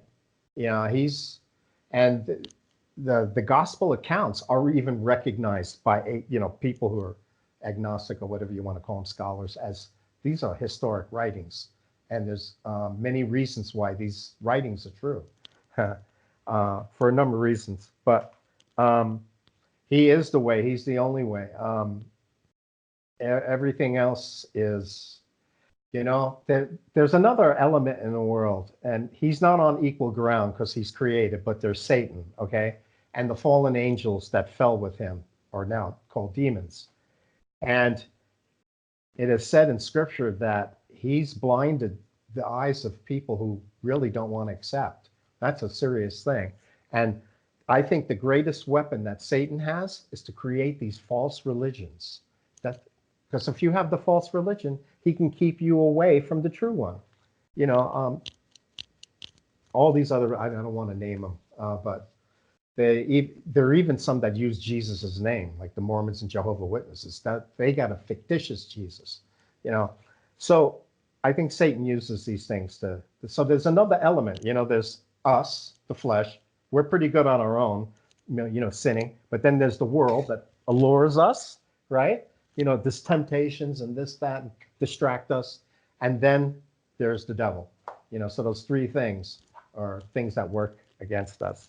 But the thing is with Christianity, it's not a mind thing. It's actually a conversion. I mean, I've seen convicted, criminals, former criminals just turn when they were converted. It's a conversion. You get a spirit in you, and it's not something that you just, and it's also belief. You can't have faith without, believing that something is what it is. It's not blind faith. So there's so many things in the world that you just look around, look at your body, the miracle of your eyeball, for example, all the parts, and there's an intelligence behind it all. And the thing is, I never did understand this, science versus God. That is ridiculous. The scientific method was developed by Christians like Isaac Newton, for example, to see God in the details, not to disprove him. And as a matter of fact, I was in biotechnology, and there's DNA. DNA, the science of DNA shows the intelligence that's in a molecule, volumes of intelligence. Intelligence begets intelligence. Doesn't come out of a rock or acid rains, so yeah, it's just, if you seek him, he will make himself known to you. That's what I would say. Yeah. Yeah, So I mean, I'd encourage you. I totally agree. I think I'm coming to slowly coming to that sort of that realization where yeah, the more you look, the more evident it is. Yeah. So yeah, hopefully I get there before it's too late. Well, let me tell you something. After this interview, if you ever have any questions in that area, feel free to contact me. I'd love to share what I know. Yeah. Great. So, Yeah, no doubt. like that's another crazy thing to me is that of all the guys in our community, our drum community, a lot of them are very religious and very spiritual, and I feel like part of that is because the whole drumming thing in church and whatnot, but there's a lot of guys that don't drum in church, but they're still very very religious and faith Yeah. based, and Yeah. yeah, I just coming from a place like LA where it's not like common to do that or have those beliefs. It's refreshing to say the least to know that not everybody is like this new world thinking. There's still people that hold religion very important in their lives. Yeah. I also know that Christianity, true Christianity, is a relationship and not a religion. Religion is man trying to reach God. Christianity is God came down to us and reached us. So it's a relationship. Yeah. Great. Yeah. I Yeah. mean, for sure. I'll definitely, because I'm so interested Good. in that stuff, and I'm pretty sure I'll be reaching out to you Please do. afterwards. Yeah, please do. Yeah. Awesome. So Yeah. yeah, I think that was a good second section. This Yeah. last section, I know you're married, so we won't call these speed dating questions. We'll call them just get to know you better questions. All right. Lighthearted, things like this first question. Are you a meat eater or are you vegetarian? I'm now eating meat, but I've been on vegetarian diets, vegan diets twice in my life. once the first time was 6 years, and then the last time was 9. And I eat meat now, chicken, and I miss seafood living in Idaho. Yeah, it's like it's frozen, like you can get it in Walmart or something. Uh, but yeah, so I gravitate. I do. Let's put it this way: if I had to kill animals and skin them, I wouldn't be a meat eater. Okay. Yeah. So, but I gravitate toward vegetarian stuff. I like the things of the earth, and it also depends on where your meat comes from. That's a whole man. That's a whole other topic. The food industry is Yeah.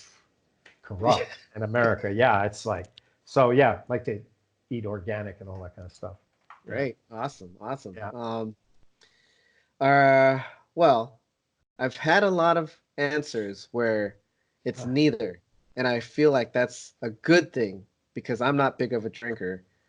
Do you prefer beer or wine, or do you even drink Yeah, I drink wine. wine? Um, Okay. there were periods where I didn't drink, and now in these past few years, I drink wine. I like wine. Uh, I'm Italian, Yeah. goes good with pizza. Uh, and occasionally I'll do a beer, but I more prefer wine, good wine.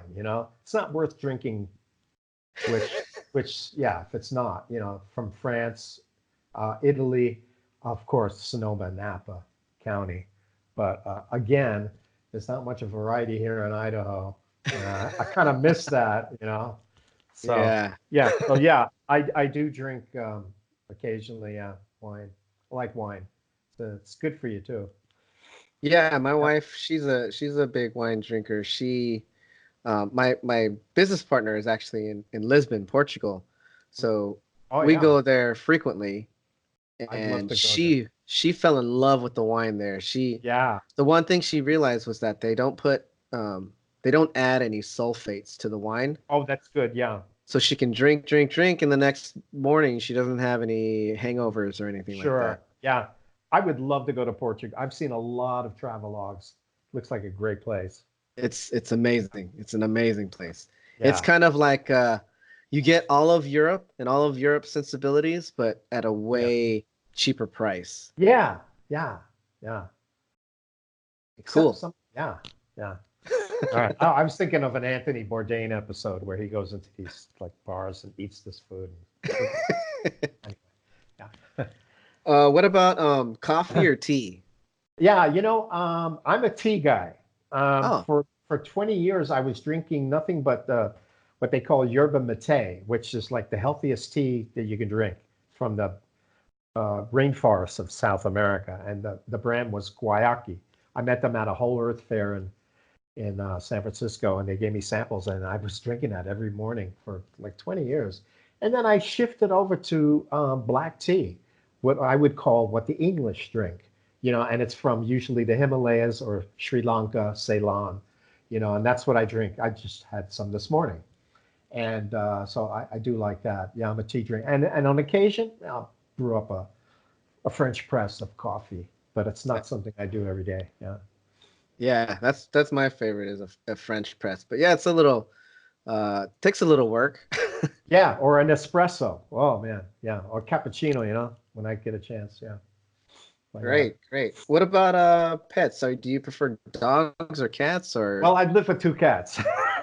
okay. Yeah, I got two cats, Numa and Macy. Macy was called Macy because we got her at Macy's in downtown San Francisco. The ASPCA has these little things they put on in Macy, and my wife saw Macy and it's like, yeah. So, and then Numa comes from the Sonoma County. She was a feral cat by the side of a creek.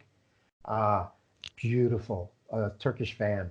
Anyway, these cats are so different in every way, physically, how they act, and they're getting old. Well, Numa's like 13 years old, and Macy's like 12, something like that. And it was a trip bringing them out from the San Francisco Bay Area to here.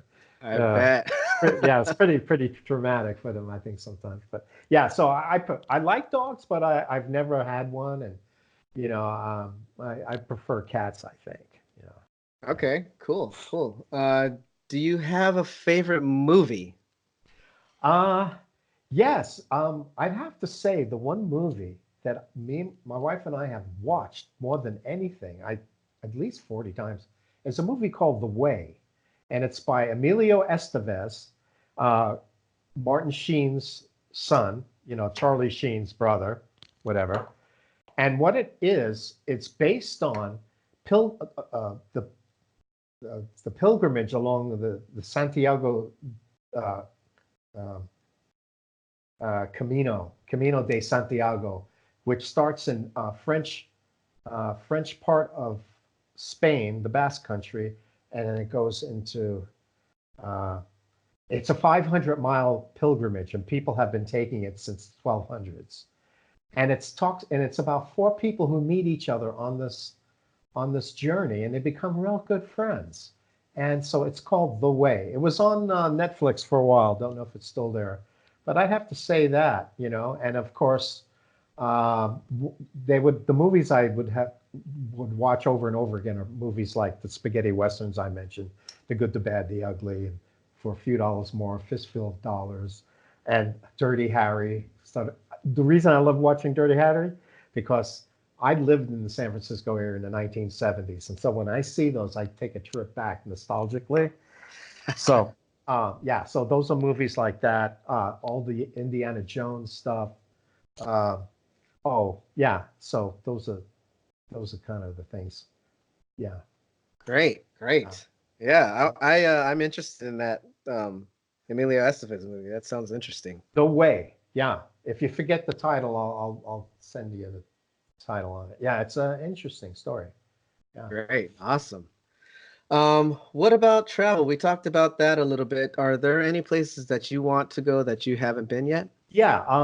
Well, first, the places I have been Italy on two occasions.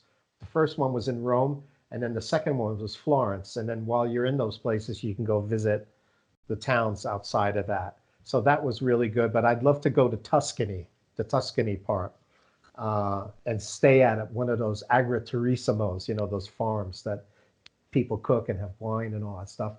And the other country I went to had to go. It was like a Beatles pilgrimage. Went to London, but my wife, she's a travel agent skills. So she studied that and was a travel agent for a while too. We went to Liverpool first. Oh man, that was so good. We came in John Lennon Airport, and I saw John's and Paul's boyhood homes, especially Paul's, where they would be in the front room writing songs. It was just great. The Cavern Club is a remodel, but everything Beatley, Liverpool. I mean, it was just a fabulous place. The people are so lighthearted and cheerful, just like the Beatles, were. And and then we went to London and we did things like Abbey Road and all that stuff. And then, London was great. I really liked London. People were really courteous there. So where I haven't been is Spain. And it's a lot of places in Spain. There's this guy, Jose Andreas. He's a chef. He goes to all these different places in Spain that are just so beautiful. Spain, Portugal, love to see that. Possibly Greece. Oh, France, south of France. Germany would be in there too, So I'm a European guy. I don't really want to go to Africa. I don't know. It's like the jungles with all those creatures and stuff kind of freak me out. But yeah, it's the European area. Yeah, want to continue doing that. Oh yeah, and the Holy Land, Jerusalem. That's for Christian. That's a great place to go. So yeah. Yes, I'm with you, man. I see those animals at the zoo, and that's good enough for me. I don't need to go to the actual place. Yeah. But yeah, you were talking about Jose Andreas. Yeah. My wife and I went to his restaurant Bazaar in Beverly Hills, and wow. we just got a bad taste. I don't think that's a good restaurant to go to for your first Jose Andreas experience. I Because he's think we got need restaurants in Washington, D.C. That's what I didn't know. Beverly Hills. Yeah. Yeah. It's called Bazaar. Like it's just everything bizarre. I mean, they would serve you foie gras on a popsicle stick with cotton candy around it inside of a Air Jordan. Oh man, nah, that don't sound good. Yeah. Yeah. Yeah. So yeah, I gotta find a place out here that Where do he you live in runs. Philadelphia? Is that it? Yeah, Where? Philly. Philly. Wow, cool. Yeah. Philly cheesesteaks. Yeah. Yeah, it's taken us a while to get used to the traditional cheesesteak because we would always have cheesesteaks in back in LA at this Yeah. chain called Philly's Best, and they Mhm. would line the meat with Old Bay seasoning. So we were used to that. But Yeah. when you come out here, it's no nonsense. It's literally steak, cheese, bread, and then if you want the mushrooms or the onions, you put that on there, and no seasoning. Simple. Um, yeah, so it took us a while to get used to the sandwich without the seasoning, but now, yeah, Yeah. we can appreciate, where the cheesesteak comes from. We don't have that uh, palate for the, I guess the chain sandwich Yeah. anymore. Sure. Yeah. Philly's got to be a good place culinary wise, I guess. It's no New York, and it really it LA and New York and San Francisco. I mean, I've Yeah. never been to Chicago. That's one place I want to go to for food. Yeah. But the three big cities, you can't beat it. Philly is Yeah. decent, Yeah. but you can't hold a candle to New York. Yeah. Yeah. Right. New York. The heck? Forget about it. Yeah, that I miss New York. I miss LA. Mm. Philly is great, especially for how affordable it is. But Oh, yeah, you don't get the same type of amenities that you do in those two yeah. cities. Yeah. You can go Um, visit. You can go yeah, visit the Liberty Bell, right? Yeah. exactly. That's about it. Um, yeah. So okay, let's let me get to some other things. So I've asked this question, and it's kind of like it's one that the guests before have had to actually like sit down and think about. What is your biggest pet peeve? Um, yeah. I'd have to think. I know I have them. Well, um, out here, I see people driving with the phone in their ear. That Mm. really perturbs me. And I mean, in California, that's a big fine if you're caught. Uh, and people not picking up after their dogs. That's another thing in a public place. Matter of fact, there's a guy down the block he just lets his dog go out and he's crapping in the front yard. So, Oh, that's wow. why I don't have a dog, so I can walk in the front yard. But anyway, uh, oh, arrogance in the wrong way, arrogant with a wrong belief. It's okay that you don't believe in this stuff, but to be arrogant about it, I'm thinking about a famous comedian talk guy, Bill Maher, for example, and his rants against Christianity, and Richard Dawkins, the guy who's like into evolution. I mean, you could, yeah, that kind of thing. When people don't have the truth, they resort to downgrading, to derogatory comments because they don't have the truth. That's the last resort they have is making fun. That's called in philosophy an ad hominem. It's an attack against the person. You're not dealing with facts. So that is one of my pet peeves. It's okay that you have this belief, but don't be arrogant and ridicule somebody else for their belief, especially when you don't have the facts. So yeah, I think that's what it'd be. Yeah, Totally. I'm thinking about Sam Harris and Richard Dawkins, the late Christopher Hitchens.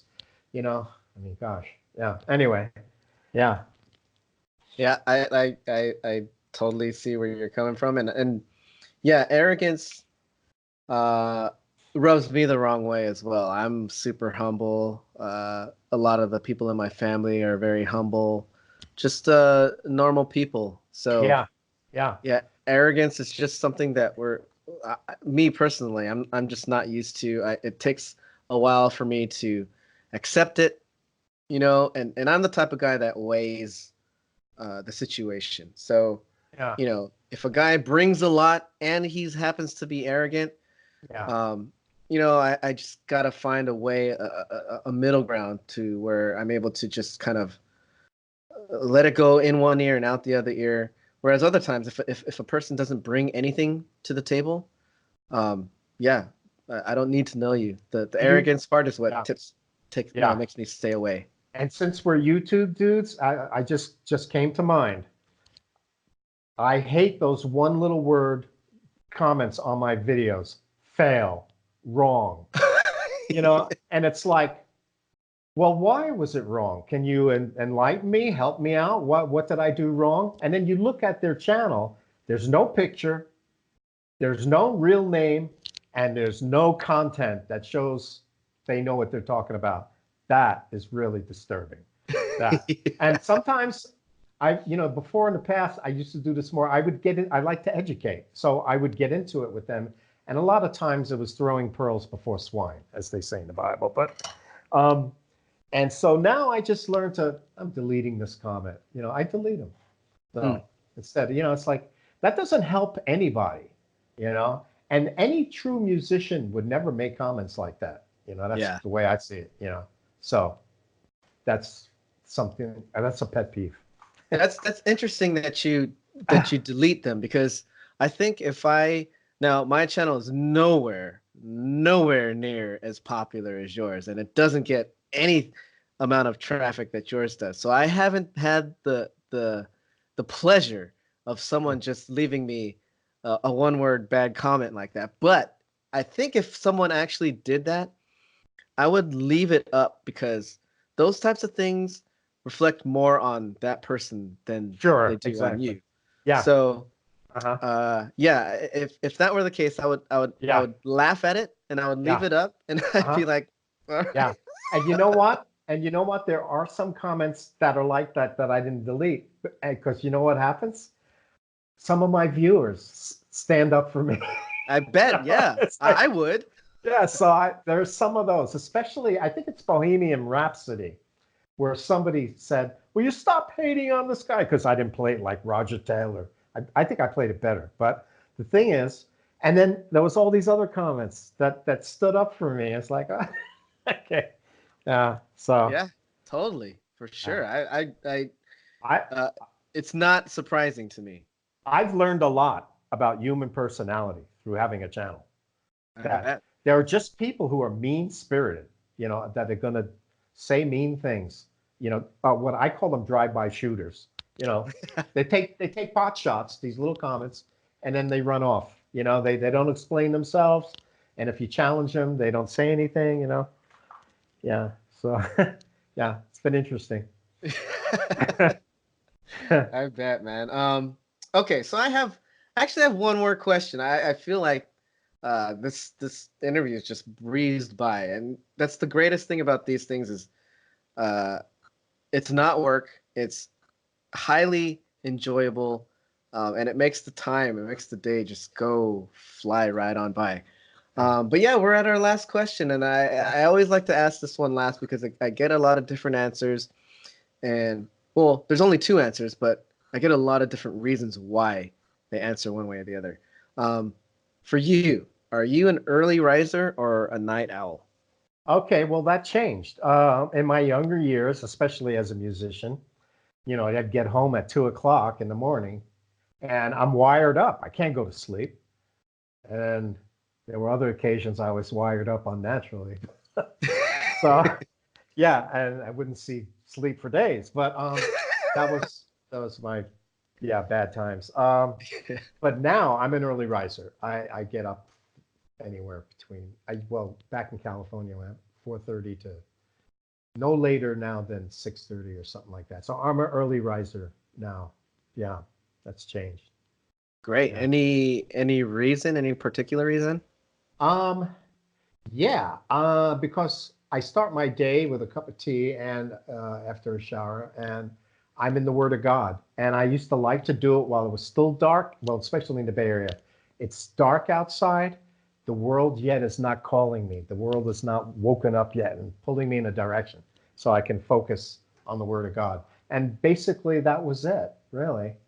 And reason why I still do it, because if I were to get up too late, I get into other things. The world is up and everything. So yeah, that's basically it. To be able to take time to meditate, read, pray, um, and sometimes it's longer than others, and sometimes it's shorter. And so, yeah.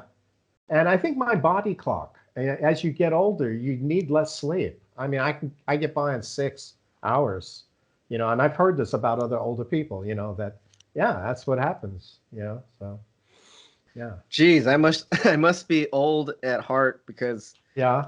I get by easily on five, Yeah. 6 hours sometimes. So, but yeah, I'm actually both. I'm an early riser. I usually wake up at around 5:30, sometimes 4, sometimes 6, but like right in the middle there.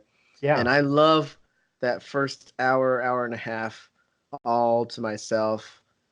Or it centers my day. Like I can get to a place where I know I can manage the rest of the day. Yeah. And then being a West Coast sports fan on the East Coast, all of my teams play at 10 o'clock and finish at about 1 o'clock. Oh, So I'm up watching sports at night. yeah. Uh-huh. And then usually, especially after a win, I'm like fired up and I won't be able to go Yeah. back to sleep for another half hour or something like that. Sure. Yeah. Yeah.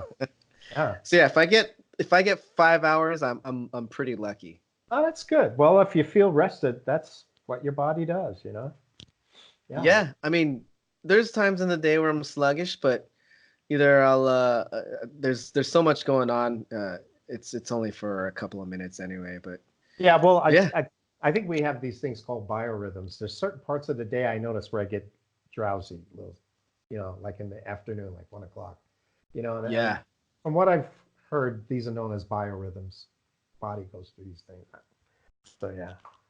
Interesting. So, I first of all, I want to thank you for doing this and taking, geez, it's almost been 2 hours of your time. I hope it was worth it.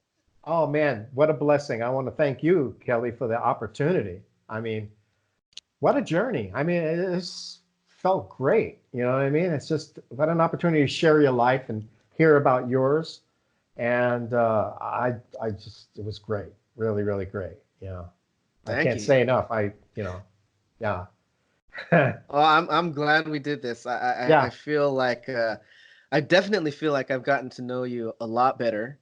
Yeah. And I hope people that watch this, you have so many subscribers, so many videos out there that people have seen. But I hope that this interview, they see a different side of you that maybe they haven't seen before. I know they will. I've never done anything like this. And I'll be in touch with you how I can.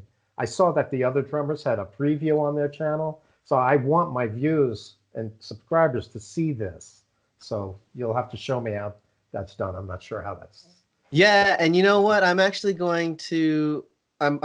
going to off camera hit you up on a lot of the things because you were telling me how, you're interested in marketing yourself more. Well, that's kind of sort of what I do also.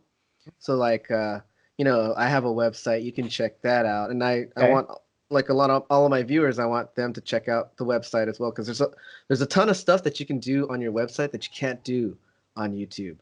So check it out and I will see all the different things that you can do. And I do it all by myself. Like I do the website, I do the social media, I do all of that stuff. So if you need help with any of that, I'd be more than happy to do it. I do need help. So you just have to send me the link of your website, I guess. Yeah, for sure. If it's not on your YouTube channel.